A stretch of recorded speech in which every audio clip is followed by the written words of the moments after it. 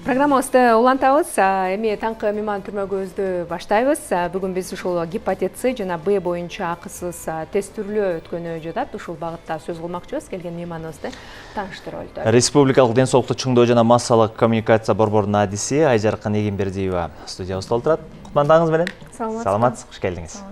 Ушул акысыз тест түрлөө тууралуу эми маалымат берсеңиз. Бул тест түрлөө боюнча айта кетсек, ошол бул тест түрлөө негизи 12 январдан баштап ошо Саламаттык сактоо министрлигинин 7-буйругунун талабында башталган бул тест түрлөө. Эмне үчүн ошо гепатит Б жана Цга каршы тест түрлөө менен бирге бул эмдөө жүрүп жатат десек болот. Гепатит Бга каршы анткени бул кооптуу оорулардын бири. Бүгүнкү күндө баардыгыңыздар угуп жатсаңыздар керек, бизде Кыргызстанда мисалы жарандар арасында баягы жардам сурап цирроз болуп, баягы гепатит Бнын айынан, гепатит Цнын айынан цирроз болуп, баягы өнөкөт оорусуна баягы цирроз болгондо бул уже артка жол жок да. Бул бир гана ошо боорду алмаштыруу керек.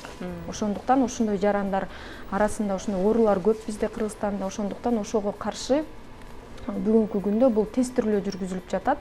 Бул ар бир ошол жашаган жарандардын үй бүлөлүк мекемелеринде, то есть өз жашаган жерине карата ошо үй бүлөлүк медициналык мекемеге барып, ошо тест түрлөөдөн өтсө болот.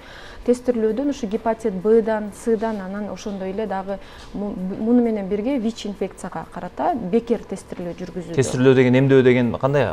Кандай шарт менен жүрөт негизи? Негизи ошо гепатит Бга эмдөө алуу алдында ошол адамда гепатит Б жокпу биз аныкташыбыз керек. Анткени бул эмдөө только ошо гепатити жок адамга, эгер Бсы жок болсо ошо Бга карата ошо эмдөө жүргүзүлөт да. Алдын алуу. Ал эми гепатит кокус мисалы Бсы жок болуп Сы чыгып калса гепатит, анда эмдөө жүргүзүлө берет. Эң негизги шарт ошол эмделе турган адамда ошол гепатит Б гана болбош керек. Ошондуктан бул абдан жакшы мүмкүнчүлүк болуп атат бүгүнкү күндө биздин Кыргызстандын жарандары үчүн. Анткени бул изилдөөлөрдү айта кетсек, бул анализдер өзү негизи кымбат анализдер болуп эсептелет. Анан дагы бир сонун мүмкүнчүлүк бул ошол эгер кокус гепатит Б же гепатит С чыгып калса, бул жарандарга бекер дары-дармектер берилүүдө. То есть бул дары-дармектери дагы абдан кымбат баада турган дары-дармектер. Ошондуктан баягы ушул гепатит Б, С оорусу булар ушул циррозго алып келбеш үчүн албетте бул дарыланып туруш керек. Ошондуктан бул бүгүнкү күндө абдан жакшы мүмкүнчүлүк. Бекер тест түрлөөдөн да өтсө болот, ошондой эле бекер ушу дары-дармектерди да алса болот да. Мындай суроо жаралат да, сиз айтып атпайсызбы, ушул тест түрлөөнүн негизинде эгер С, Б гепатити чыгып калса деп, эгер демек жаран буга чейин өзү ошол дарка кабылгандыгын билбейт экен да.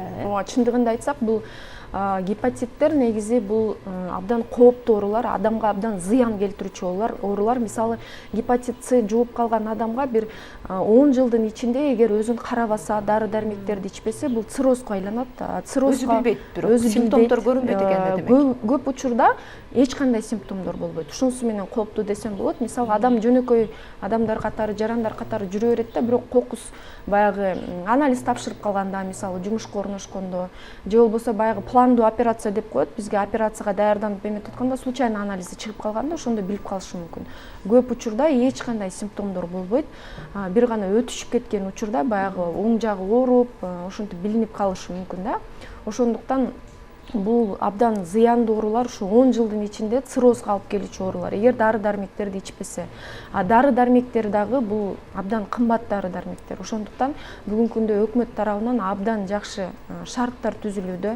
То есть текшерилип, эгер кокус чыгып калса, дарылар бекер дары-дармектерди алса болот. Эгер биздин жарандар бар, кээ бир жарандар уже өзүнүн статусун билет. Мисалы өзү гепатитим бар, же болбосо гепатитим Б бар же С бар деп билиши мүмкүн. Аларга эгер өзүнүкүн билсе, ушул медициналык уюмдарга барып, учетко туруп, ошо катталууга туруп, анан ошо дары-дармектерди бекер алышса болот. Жакшы. Мына январдан башталды деп атпайсызбы? Бул качага чейин созулат? Анан келген ошол сиз айткандай профилактика катары же болбосо өзүнүн алдын ала ооруганын билсе, ошону күчөтүп алуу максатында эмдөөдө келген активдүүлүк кандай? Эми профилактика жолдорун айта турган болсок, мисалы бүгүнкү күндө ошо тест түрлөө бизде уланууда. кээ бир учурларда мисалы бир үй бүлөдөн 3төн адамдан чыгып калып атат. То есть бирөөнүн гепатит чыкканда кийинки үй бүлөдөгү адамдарды текшергенде ошо 3төн адамдан чыгып калып атат. Бул жугуштук оору чындыгында бул жугуу жолдорун айта кетсек, бул жыныстык катнаш аркылуу жугат. Бул баягы үй шартында бирге мисалы зубный щетка колдонсо, бирге баягы бритва колдонсо, кээде болот мисалы атасы колдонгон бритваны баласы колдонушу мүмкүн. Ошол учурда бул вирус абдан баягы сырткы чөйрөдө көпкө сакталуучу вирус болуп эсептелет. Мисалы ошол бритваны деле сууга жууса деле баары бир ошол вирус калып калат мисалы.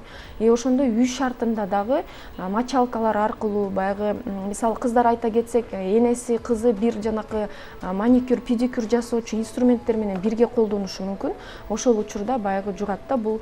Ал эми бүгүнкү күндө мисалы жугуу жолдорун айта кетсек, бизде стерилизация жакшы сакталбаган учурларда, мисалы жанакындай стоматологияларда, мисалы көп бизде бүгүнкү күндө частный стоматология, жеке стоматологиялар бар. Кээде карасаң бир жеке эле бир кабинет ачып алган адамдар бар да, эч кандай шарттар сакталбайт. Же болбосо бүгүнкү күндө баарыңыздар билесиздер, мисалы косметология да. Жөнөкөй жерлерде эле медициналык билими жок адамдар мисалы блефаропластика жасап атышат, же болбосо тырмак сырмактарды кылып атышат, педикюр жасап, бирок ошол инструменттер эч кандай баягы туура талапка келүүчү дезинфекция, стерилизациядан өтпөй эле. Ошондуктан бүгүнкү күндө баягы жугуу шарттары Кыргызстанда негизи жолдору көп болуп атат. Ошондуктан биз абдан чакырып кетет элек, сонун мүмкүнчүлүк болуп атканда бекер тестирлөөдөн өтүп алышсын биздин жарандар, бекер ошо дары дармектерди алып, анан эгер гепатити жок болсо бул эмдөө алса, бул эмдөө аларды бир топ жылга сактайт. Мисалы бүгүнкү күндө эмдөө 18 жаштан баштап биз алып атабыз. Эмне үчүн? Анткени сиздер баарыңыздар билесиздер, наристе төрөлгөн учурда баягы роддомдо ошо биринчи ала турган вакцина бул гепатит Б-га каршы вакцина. Ошондуктан бүгүнкү күндө Кыргызстандын статистикасында 20 жашка чейинки балдарда гепатит Б жок. Бул эмнени көргөзүп атат? Ошо роддомдон алган вакцина ушу 20 жашка чейин ошол баланы сактап атат гепатит Б-дан. Ошондуктан бул эффективдүү вакцина десек болот. Ошондуктан бул жакшы вакцина. Демек 18 жаштан баштап барса болот экен да. Анан бизде мындай мыйзам чыккан, бул ошол жергиликтүү үй бүлөлүк дарыгерлер борборуна баардык эле жарандар убактылуу ошол аймакта жашап жаткан жарандар да кайрылса болот деп. Анан бизде ички миграция дагы күч алган маселен. Ошолордун баары эске алганбы? Ооба, эске алынган. Бул биздин ошол мисалы өзүнүн мисалы пропискасы боюнча башка мисалы биздин областта болсо, бүгүнкү күндө ошо Бишкекте жашап жаткан болсо деле, бул жаран ошол өзүнүн ошо кайсы райондо жашап жатса, ошол медициналык уюмга барып, бул жаран деле тестирлөөдөн өтсө болот, жана ошондой эле эмдөөдөн өтсө болот. Ошол тестирлөөнүн жыйынтыгы дароо чыгабы же канча убакытта чыгат? Өзүнүн жыйынтыгын качан көрө алат жаран? Тестирлөөнүн жыйынтыгы дароо эле чыгат. Анткени бул абдан күчтүү экспресс тесттер алынган. Бул ушул точность деп коебуз, бул 99%. Ошондуктан бул ошол жерде эле бир канча мүнөттө эле ошол тестирлөөдөн өтүп, мунун жыйынтыгы так болот. Мындан кийинки медициналык кызматкерлер эгер кокус ошол положительный чыгып калса, бул результатты дагы текшерүүдөн өткөрүшөт. ПЦР диагностика деп коет. Ал диагностикада бекер өткөрүлүүдө и ошонун жыйынтыгы менен уже бул жаранга дары дармектер берилет. Ал дары дармектер дагы? Дары дармектер дагы акысыз. Тестирлөө канча убакытка чейин созулганы турат? Бүгүнкү күндө ошол бизде пока тесттер жетиштүү эле, ошондуктан пока жакшы мүмкүнчүлүк бар. Жай мезгилинде көпчүлүк тургундар, жашоочулар эс алууга багыт алышат, ушуну дагы эске алдыңыздарбы? Ооба, анткени бул жеке эле Бишкек шаарында эмес, бул бүткүл биздин областта өткөрүлүүдө. То есть бул Ош аймагында да бар, Жалал Абадта да бар, Баткенде да бар, Ысык Көлдө да бар. Баардык областтарда ошо үй бүлөлүк медициналык мекеме уюмдарында бул мисалы ЦСМ, ЦОВП деп коебуз, ошол жерлерге кайрылса, бул ошо тестирлерден өтсө болот, эмдөөдөн өтсө болот. Ошол тестирлерди өтүп, эмдөө алар убагында адам өзүнүн ден соолугу кандай болуш керек, кандай сактанып, же болбосо кандай даярданып барыш керек?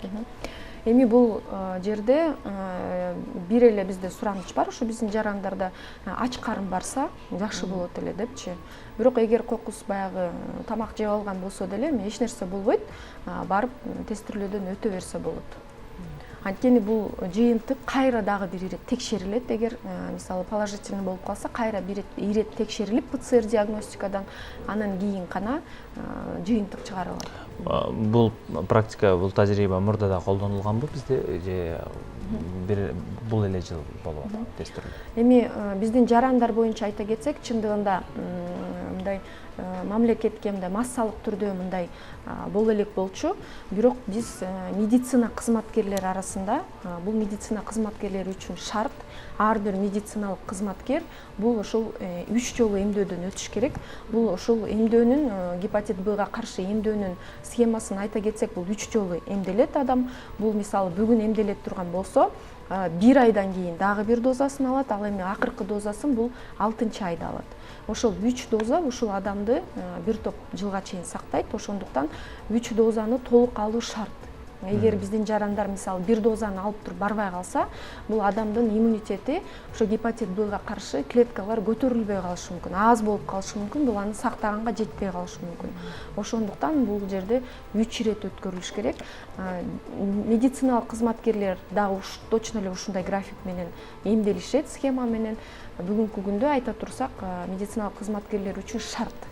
Эгер жумушта иштей турган болсо, бул обязательно эмдөөдөн өтүш керек. Эгерде ошол биринчини алып туруп аралыгынан убакыт өтүп кетсе, кайра башынан бирде алганга туура келип калабы же кандай, же улап кетсе болобу? Улап кетсе болот. Бул жерде схеманы ошо дарыгер менен бирге улатса болот. Улап кетип, баягы схеманы бузбастан, мисалы ар кандай шарттар болот. Кээ бир адамдар ооруп калышы мүмкүн. Дагы мисалы чет өлкөгө кетип калып, баягы мүмкүнчүлүгү болбой калды, мисалы бул учурда болсо, эгер аз убакыт өтсө, бул эмдөөнү улантса болот.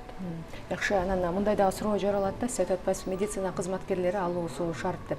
Ал эми ошол эле жеке косметологдор, жеке педикур, маникур жасагандар, алар үчүн дагы мындай сөзсүз түрдө мажбурлап алуу шарттары каралганбы? Себеби алардан бизге окшогон жөнөкөй жарандарды кабыл алат, кардарларды кабыл алат. Бүгүнкү күндө алар үчүн эч кандай бир буйрук жок десем болот. Анткени алар жеке ишкерлер болуп аткандыктан аларга ушу гепатит Б-га каршы бүгүнкү күнгө чейин мисалы бул вакциналар баасын айта кетсек, бул кымбат эле вакциналар. Ошондуктан баягы эч кимди биз мажбурлап алдыра албайбыз да. Ошондуктан баягы өз каалоосу менен. Бирок биз ошол косметологдор менен, ошондой өз ара ошондой иштеген адамдар менен дагы иш жүргүзөбүз. Биз ошол эмдөөнүн маанилүүлүгүн айтабыз, ошол инструменттерди дезинфекция, стерилизациядан өткөрүү экенин айтабыз. Бирок ал эми бизде бардыгыңыздар билесиздер, ар кайсы мисалы Кыргызстандын бурчунда ар кандай кабинеттер бар, биз билбеген, биз көрбөгөн, ошол эле стоматология кабинеттери, ошол эле косметология кабинеттери. Ошондуктан бул жерде биздин өзүбүздүн жарандарыбыз дагы ошондой бир жерлерге барууда ойлонуп кылышы керек да. Ошол мисалы эч кандай шарттар жок кабинетте дезинфекция болобу, стерилизация болобу ойлонуу керек. Рахмат сизге. Ийгилик каалайбыз. Урматтуу телекөрүүчүлөр, баардык кыргызстандык жарандарды биз ушул гепатит С жана Б боюнча акысыз тестирлөөдөн өтүүгө чакырабыз.